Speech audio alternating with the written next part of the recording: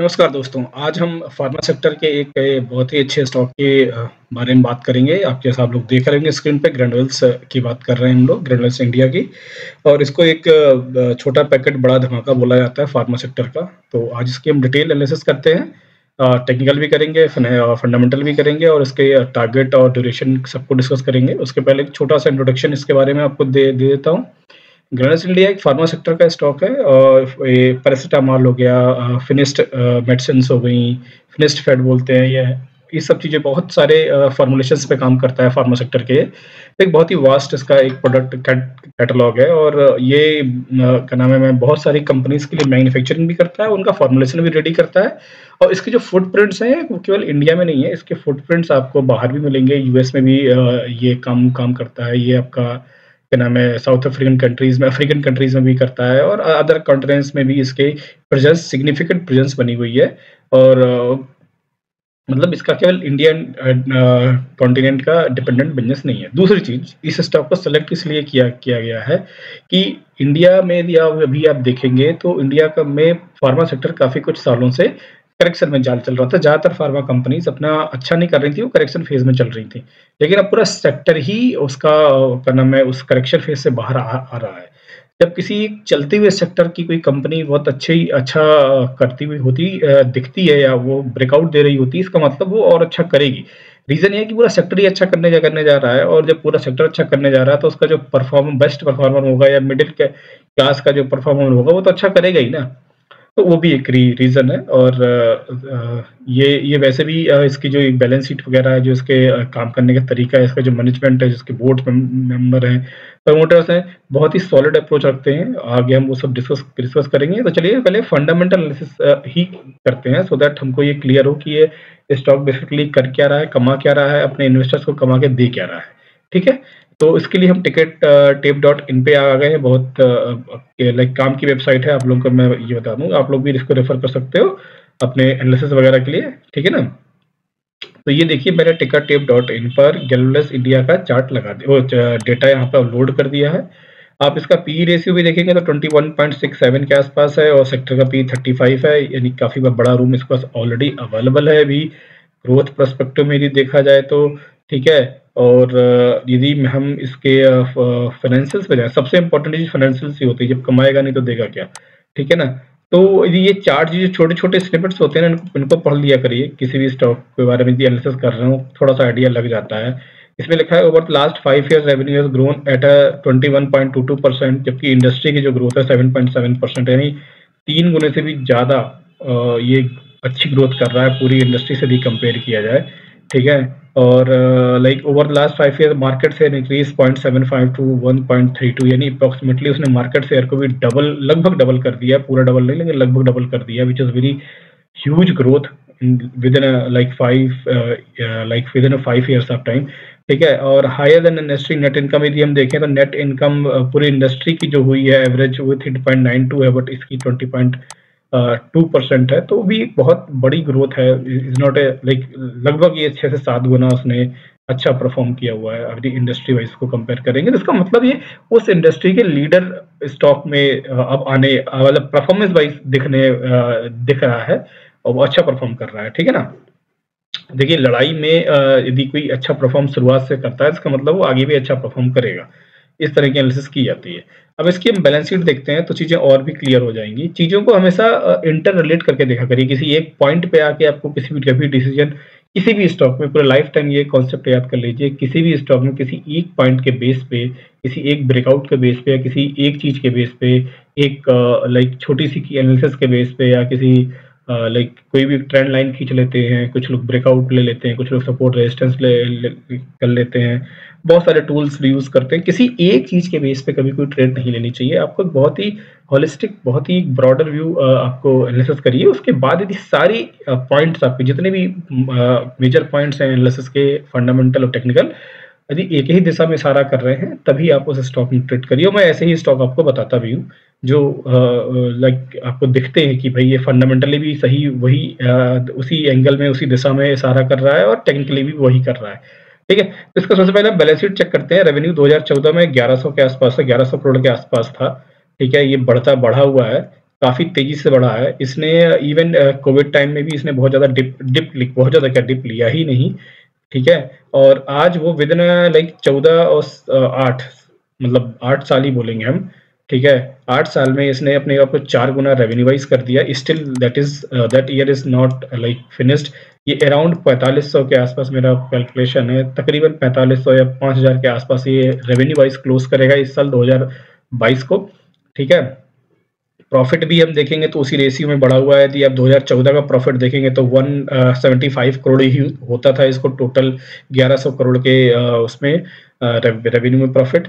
आज यदि आप देखेंगे तो प्रॉफिट उसका लगभग आपका लाइक 5 टाइम्स तो हो ही गया है। रेवेन्यू आपका 4 गुना बढ़ा, लेकिन उसने प्रॉफिट मार्जिन को इतना अच्छी तरह से मेंटेन किया कि उसका प्रॉफिट मार्जिन इवन उसके रेवेन्यू से भी स्पीड से बढ़ा, ठीक है? तो ये एक्चुअली सबसे अच्छी चीज़ ये होती है कि इस तरह की चीज़ किसी स्टॉक में हो रही है, दैट मीन्स कि वो स्टॉक करेक्शन में तो चलो यदि गया है तो ठीक, करेक्शन में तो कोई भी स्टॉक जाता है, बट ये यदि ऐसा किसी स्टॉक में हो रहा है, ये चीज़ दिखाता है कि उसका जो मैनेजमेंट है, जो उसका प्रमोटर्स हैं, वो कितनी सॉलिड अप्रोच के साथ काम कर रहे हैं कि उन्हें पता है, ठीक है, no matter what stock correction में जा रहा है या ट्रेंड में जा रहा है, उन्हें पता है कि उन्हें कंपनी से प्रॉफिट कैसे निकालना है, कंपनी को आगे ग्रो कैसे कराना है। तो यदि वो दिशा सही है तो स्टॉक तो करेक्शन फेज में आके ब्रेकआउट भी देता है और देता भी है। तो अच्छे स्टॉक भी करेक्शन फेज में आते हैं, बिना करेक्शन के तो कोई स्टॉक ट्रेंड में कभी आता ही नहीं है, ठीक है ना? तो किसी भी ट्रेंड के पहले एक करेक्शन होता है, तो correction is not a big thing. Company की बैलेंस शीट आपकी अच्छी होनी चाहिए, ठीक है? बैलेंस शीट अच्छी है तो ट्रेंड भी आएगा, आज नहीं तो कल आएगा और ट्रेंड में पैसे बनाएंगे आप, ठीक है? तो ये चीज़ होगी टेक्निकल, इसकी फंडम क्या नाम है, हमने बैलेंस शीट चेक कर ली। अब थोड़ा-सा इसकी होल्डिंग्स वगैरह देखते हैं, होल्डिंग्स में ये क्या स्टॉक कर रहा है। और यदि होल्डिंग्स यदि आप देखेंगे तो इसने अपने आप को काफ़ी तेज़ी से इसमें प्रमोटर होल्डिंग उसमें एफआईआईस इंटरेस्टेड हो रहे हैं। 18.35 से 22.35 तकरीबन ये जंप किया है इसने। अच्छा जंप है। म्यूचुअल फंड ने भी, बड़े-बड़े म्यूचुअल फंड ने इसमें पैसे अपने स्टेक ले रखे हैं। आदित्य बिरला, कोटक इक्विटी, यूटीआई, टाटा सबने ले रखा है। तो ये स्टॉक मतलब सबको दिख रहा है, ये स्टॉक एक अच्छा लंबी रेस का घोड़ा है और एक अच्छा पैसा बना के लोगों को देगा। तो ये हमारी थी एक फंडामेंटल एनालिसिस जो हमने करने का प्रयास किया। फंडामेंटली ये स्टॉक हमको ये बोल रहा है कि भाई हम कमा अच्छा रहे हैं, प्रॉफिट भी अच्छा जनरेट कर रहे हैं। एफआईआईस जो स्मार्ट इन्वेस्टर जिनको बोलते हैं, वो अट्रैक्ट भी हो रहे हैं, आके वो पैसा भी लगा रहे हैं। अब दूसरी चीज हम एनालिसिस करेंगे वो है टेक्निकल। टेक्निकल में हम ये देखने का प्रयास करेंगे कि ये स्टॉक अभी इन्वेस्ट करने के लायक है कि नहीं है। यदि अभी इन्वेस्ट करते हैं तो ड्यूरेशन क्या होना चाहिए, वो क्या रिटर्न देगा। चलिए काइट पे चलते हैं। देखिए हम काइट पे आ गए हैं, ठीक है? हमने यहाँ पे लोड कर लिया है अपने ग्रैनुलर्स को, और ये वीकली चार्ट मैंने लगाया हुआ है, ठीक है?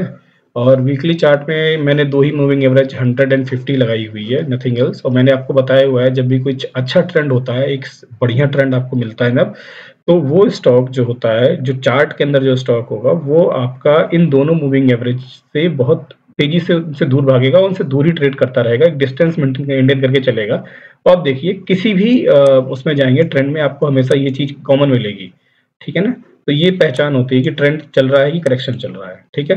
तो ये ट्रेंड देखिए ऊपर, ये दोनों मूविंग एवरेज के से ऊपर ही ट्रेड कर रहा था और ऊपर काफी चला गया, तो फिर उसने अपना करेक्शन स्टार्ट किया तकरीबन दिसंबर 20 के आसपास, और तब से वो करेक्शन फेज में है और करेक्ट कर रहा है अपने आप को, इधर-उधर कर रहा है, घूम रहा है, कुछ कमा के नहीं दे रहा है। लेकिन इस ड्यूरेशन में कंपनी की प्रॉफिट मार्जिन भी कम नहीं हुई, कंपनी का ने प्रॉफिट भी मेंटेन किया, कंपनी ने अच्छी रेवेन्यू भी जनरेट की। तो इसलिए मैं बोल रहा हूँ कि स्टॉक जो होता है ना, वो करेक्शन में बहुत सारे कारणों की वजह से आता है। वो कारण किसी दिन डिस्कस करेंगे, आपको मैं बताऊंगा डिटेल में, ठीक है? और उसे आप लोग समझिएगा, ठीक है? लेकिन यदि इसका बैलेंस शीट अच्छी है तो वो स्टॉक रुकने वाला नहीं है। अपना जिस भी करेक्शन में होगा, वो करेक्शन को देख के करके पूरा करके, जिस भी कारण से होगा वो उसको निकल जाएगा, ठीक है ना? तो अब देखिए मैं इसमें एक दो थोड़ा सा लाइन ड्रॉ करता हूँ तो आप लोगों को देखने में आसानी होगी, ठीक है? पहला तो मैं यहीं ड्रा कर देता हूँ, ठीक है? तो मैं इसको रेड मार देता हूँ। देखिए ये जो लाइन है, ये आपकी पहले की काफी, यदि मैं बोलूँ मतलब अच्छी सपोर्ट रेजिस्टेंस इस लाइन पे अच्छा रहा है। इस लाइन पे यदि यहाँ पे देखिए, यहाँ भी रेजिस्टेंस लिया, सपोर्ट लिया, ऊपर गया, फिर इस पे सपोर्ट लिया, फिर ऊपर गया, सपोर्ट लिया। सर्वाइव किया, फिर तोड़ के नीचे आया, फिर ऊपर आया, यहाँ रेजिस्टेंस लिया, फिर इसको तोड़ के निकल गया। ठीक है, यानी ये जो प्राइस रेंज है, सपोर्ट लाइन और क्या होती है, सपोर्ट रेजिस्टेंस लाइन क्या होती है, एक प्राइस रेंज होती है। इसलिए हमेशा रेंज समझना चाहिए, किसी को एक प्राइस नहीं होता किसी चीज पे, तो एक प्राइस रेंज होती है। उस रेंज में उस वहां पर उसके पास बायर्स या सेलर्स बहुत ज्यादा संख्या में होते हैं, जिसकी संख्या ज्यादा होती है उस दिशा में स्टॉक ट्रेड करने लगता है। यदि कहीं आके रुक रहा है या रेजिस्टेंस ले रहा है, इसका मतलब वहां पे बायर्स और सेलर्स दोनों समान मात्रा में है, एक ही संख्या में है, या वहां से ब्रेकआउट कर रहा है, इसका मतलब बायर्स बढ़ गए हैं, और ब्रेक डाउन कर रहे हैं नहीं सेलर्स बढ़ गए हैं। सिंपल सा लॉजिक है, ये चीज आपको याद रखनी चाहिए। ठीक है, तो ये जो एरिया था एक अच्छा एरिया था, यहाँ पे उसमें मतलब दोनों बराबर की संख्या में मौजूद थे। ठीक है, लेकिन यहाँ वॉल्यूम बढ़ा, यानी बायर्स की संख्या बढ़ी अचानक से, और वो ब्रेकआउट करके एक अच्छा इसने यहाँ पे रेजिस्टेंस लिया, गुड रेजिस्टेंस, इस तरह का रेजिस्टेंस अच्छा माना जाता है। रेजिस्टेंस लिया, उसके बाद ऊपर ब्रेकआउट करके ऊपर की जर्नी इसने शुरू कर दी। ठीक है, अब दूसरी लाइन में खींचता हूं। ठीक है सर, एक मिनट, इसको मैं हटाता हूं, मैं एक सॉरी मैंने इसको मुझे एक ट्रेंड लाइन लेनी है, मैंने नॉर्मल हॉरिजॉन्टल लाइन ले ली, ट्रेंड लाइन लिया मैंने, और ट्रेंड लाइन को से मैंने ये दोनों मिला दिए।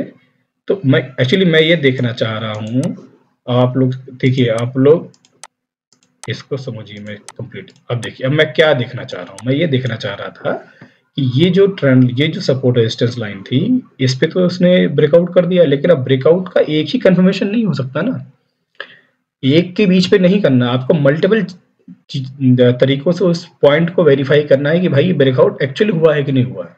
ठीक है, तो मैंने ट्रेंड लाइन खींचा, यानी ट्रेंड लाइन कैसे खींचते हैं, दोनों दो टॉप मिला दो, ट्रेंड लाइन हो गई। यहाँ तो 3 मिल गए, 3-4 मिल गए, यानी ये जो डाउन ट्रेंड की ट्रेंड लाइन थी, उसको इसने इसी पॉइंट पे ब्रेक किया है, जिस पॉइंट पे इस रेजिस्टेंस को ब्रेक किया है या सपोर्ट को ब्रेक किया है, यानी सेम पॉइंट पे एक ही जगह घटना घट रही है, इसका मतलब ये इसने सही ब्रेकआउट कर रहा है। दो चीज हमारी कंफर्म हो गई। और दूसरा, यदि एक लाइन यहाँ खींच दोगे तो ये क्या बन रहा है, ट्रायंगल बन रहा है, करेक्ट। तो बनी, उसने एक पैटर्न को भी ब्रेकआउट किया है, सेम प्लेस पे 3 चीज कंफर्म हो गई, नहीं। और चौथी चीज, अब देखिए, कोई भी जब अच्छा स्टॉक होता है, वो करेक्शन में जाता है, तो उसके अंदर वॉल्यूम भर भर के आता है। अब देखिए, जैसे ही इसने करेक्शन शुरू किया, भर भर के वॉल्यूम आया इसमें, और ब्रेकआउट के पहले भी वॉल्यूम की संख्या बढ़ गई है। ठीक है, यानी ये ब्रेकआउट सही ब्रेकआउट है, एक वैलिड ब्रेकआउट है। आप इसमें एक छोटा सा स्टॉप लेके अच्छा ट्रेड बना सकते हैं। ठीक है, अब हम इसकी बारे में बात करेंगे कि इसकी टारगेट क्या है और इसका ड्यूरेशन क्या है। ठीक है, तो टारगेट और ड्यूरेशन बताने के पहले मैं डिस्क्लेमर दे दूं। देखिए, ये जो इतनी वीडियो मेरे चैनल में बनती हैं, सारे के सारे मैं नॉलेज पर्सपेक्टिव बनाता हूँ। अब मेरे फॉर्मेट भी आप देखते ही होंगे कि मैं कोई प्रेडिक्शन नहीं कर रहा हूँ, मैं कोई आपको सलाह नहीं दे रहा हूँ कि आप इन्वेस्ट करिए और उसमें करिए, सिर्फ नॉलेज पर्सपेक्टिव लीजिए, इससे सीखने का प्रयास करिए, खुद ट्राई करिए, पेपर ट्रेडिंग करिए, सीख जाइए, फिर अपना हिसाब से डिसीजन ले के अपने हिसाब से ट्रेड करिए। ठीक है ना, इसको आप किसी भी तरह से सजेशन रिकमेंडेशन मत लीजिएगा, सिर्फ सिखाने का मैं प्रयास कर रहा हूँ, आप सीखने का प्रयास करिए, और बस, इसके अलावा कुछ नहीं। ठीक है, इसका हम सबसे पहले हम टारगेट यदि देखें तो इस स्टॉक ने लगभग 234 रुपए का बॉटम लिया है। ठीक है, ब्रेकआउट इसका 323 के आसपास है। यदि मैं यहाँ से इसका पहला टारगेट जो मुझे यहाँ से दिख रहा है, वो इजिली 550 से 600 का, तो बहुत ही इजिली टारगेट आपको यहाँ से दिख रहा है। तो मैं आपको एक फाइनल बता दूँ, क्या नाम है, 600 टू 650 का जो टारगेट मुझे यहाँ से बिल्कुल साफ साफ लग रहा है कि यहाँ तक पहुंच सकता है stock with in 1 year 1.5 year के अंदर अंदर, ये आपको इस टारगेट को तो टच करेगा। ठीक है, और ये पहला टारगेट है। और दूसरा टारगेट मैं बोल दूं कि तकरीबन ये 1000 के आसपास 2.5 ईयर्स में टच कर सकता है। ठीक है ना, तो ये दो टारगेट मैंने आपको बता दिए। पहला टारगेट आपका लगभग क्या नाम है 600, पहला टारगेट है आपका 600 टू 650, दूसरा आपका 1000 है। ठीक है, ड्यूरेशन वही मेरी फिक्स, जो मेरी एक कांस्टेंट है, मैं उस हिसाब से टारगेट आपको बताता हूँ। 1 to 1.5 पहले टारगेट के लिए, 2 to 2.5 सेकंड टारगेट के लिए, प्लस माइनस 1-2 महीने हो सकते हैं, तो दैट इज वेरिएबल। ठीक है, और अब देखिए इसमें क्या है ना कि देखिए, आप कोई भी ट्रेड लीजिए तो हमेशा उसके साथ स्टॉप लॉस जरूर होना चाहिए, स्टॉप लॉस रेंज का होना चाहिए। कोई पर्टिकुलर प्राइस पे नहीं मत रखिए, रेंज देखिए, रेंज टूट रही है, बाहर निकल जाइए। बिल्कुल कोई सिंपैथी किसी स्टॉक से कभी नहीं रखनी चाहिए।